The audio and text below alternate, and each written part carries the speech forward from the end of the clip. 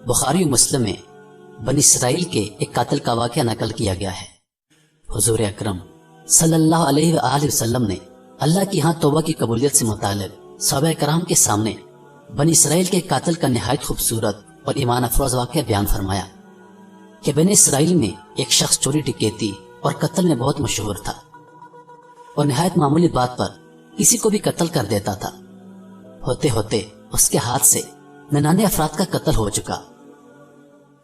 اس کے بعد اس کے دل میں احساس پیدا ہوا کہ مجھے بھی اللہ کے ہاں جانا ہے۔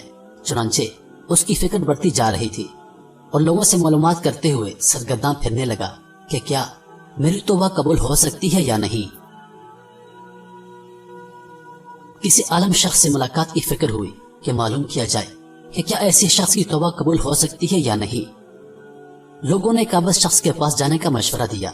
اس شخص نے اس کے پاس جا کر معلوم کیا کہ کیا میری توبہ قبول ہو سکتی ہے اور کیا میری مغفرت ہو سکتی ہے جبکہ میں نے 99 انسانوں کی جان ماری ہے۔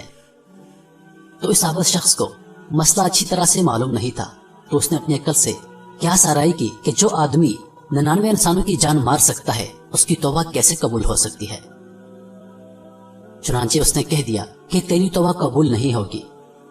تو اس شخص نے غصے اور جلال میں آ کر اس کو بھی قتل کر کے 100 پورے کر دیے کہ جب میری توبہ قبول نہیں ہوتی ہے تو لاؤ تجھے بھی قتل کر کے 100 پورے کر دیتا ہوں۔ چنانچہ اس نے اسے قتل کر دیا، مگر اس کے دل میں تردد باقی رہا کہ میری مغفرت کی کوئی شکل ضرور ہوگی۔ اس لیے اس نے لوگوں سے پھر معلومات کا سلسلہ جاری کر دیا کہ روئے زمین پر سب سے بڑا عالم کون ہے، اس سے جا کر معلوم کروں گا، وہی صحیح مسئلہ بتا سکتا ہے۔ آخر لوگوں نے اس کو بتلایا کہ فلاں جگہ ایک عالم رہتا ہے، اس سے جا کر معلوم کرو۔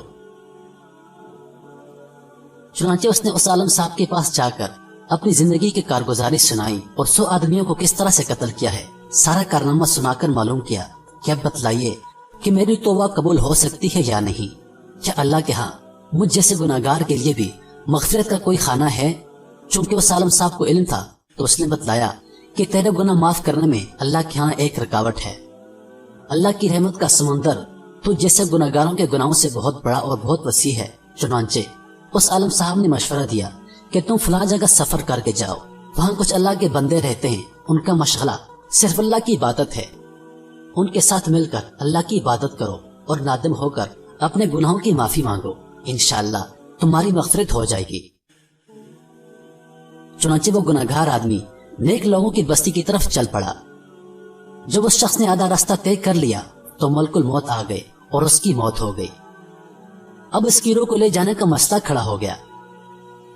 آسمانوں سے رحمت کے فرشتے بھی آئے اور عذاب کے فرشتے بھی۔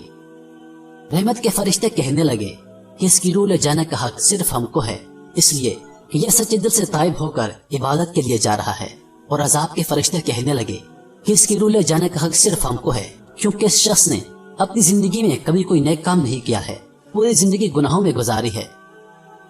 اسی دوران آسمانوں سے آدمی کی شکل کا ایک فرشتہ آیا۔ بعض روایات سے معلوم ہے کہ یہ آنے والا فرشتہ حضرت جبریل علیہ السلام تھے۔ چنانچہ اس فرشتے نے تشریف لا کر ان دونوں طرح کے فرشتوں کے درمیان یہ فیصلہ کیا کہ دونوں طرف کی مسافت ناپ کر کے دیکھ لو کہ جہاں سے آ رہا ہے وہاں کی مسافت قریب ہے یا جہاں جا رہا ہے وہاں کی مسافت، لہذا جہاں کی مسافت قریب ہوگی اس شخص کو وہاں کے لوگوں میں شمار کر دیا جائے گا۔ چنانچہ دونوں کی طرف کی زمین کو ناپ کر دیکھا گیا تو جہاں جا رہا تھا وہاں کی مسافت جہاں سے آ رہا تھا وہاں کی مسافت کے مقابلے میں صرف ایک بالشت قریب تھی۔ چنانچہ فیصلہ ہوا کہ یہ مقام عبادت کے قریب ہے، اس لیے رحمت کے فرشتوں کا اس کی روح لے جانے کا حق ہے۔ چنانچہ اللہ کی طرف سے اس کی مغفرت کا اعلان ہو گیا۔ ایک روایت میں آتا ہے کہ جب اس شخص کے پاس ملک الموت آئے تو وہ شخص سینے کے بل اس سرزمین کی طرف گھسیٹا گیا۔ حدیث قدسی میں آتا ہے کہ میں اپنے بندے کے ساتھ اس کے گمان کے مطابق ہوتا ہوں اور وہ مجھے جہاں بھی یاد کرے میں اس کے ساتھ ہوں۔ بے شک اللہ تعالیٰ اپنے بندے کی توبہ سے بہت خوش ہوتا ہے۔ اللہ تعالیٰ فرماتے ہیں کہ جو شخص ایک بالشت میری طرف آتا ہے میں ایک ہاتھ اس کی طرف ہو جاتا ہوں، اور جو شخص میری طرف ایک ہاتھ آتا ہے میں 2 ہاتھ اس کی طرف جاتا ہوں، اور جو شخص میری طرف چل کے آتا ہے میں اس کی طرف دوڑ کے جاتا ہوں۔ چنانچہ معلوم ہوا کہ جب انسان سچے دل سے توبہ کرتا ہے تو اللہ تعالیٰ اس کی توبہ ضرور قبول فرماتے ہیں۔ میرے محترم عزیزو، مایوسی گناہ ہے اور شیطان انسان کے دل میں مایوسی ڈالتا ہے۔ ہمیں اللہ تعالیٰ کی رحمت سے مایوس نہیں ہونا چاہیے، ہمیں اپنے گناہوں کی توبہ کرنی چاہیے، ہمیں اللہ تعالیٰ کی رحمت کی امید رکھ کے سچے دل سے توبہ کرنی چاہیے۔ پیارے دوستو، اگر آپ لوگوں کو ہمارے ویڈیوز پسند ہیں تو اس ویڈیو کو اپنے دوستوں کے ساتھ ضرور شیئر کریں اور مزید ویڈیوز کے لیے ہمارے چینل کو ضرور سبسکرائب کریں۔ اللہ پاک آپ سب کا حافظ و نگہبان۔ السلام۔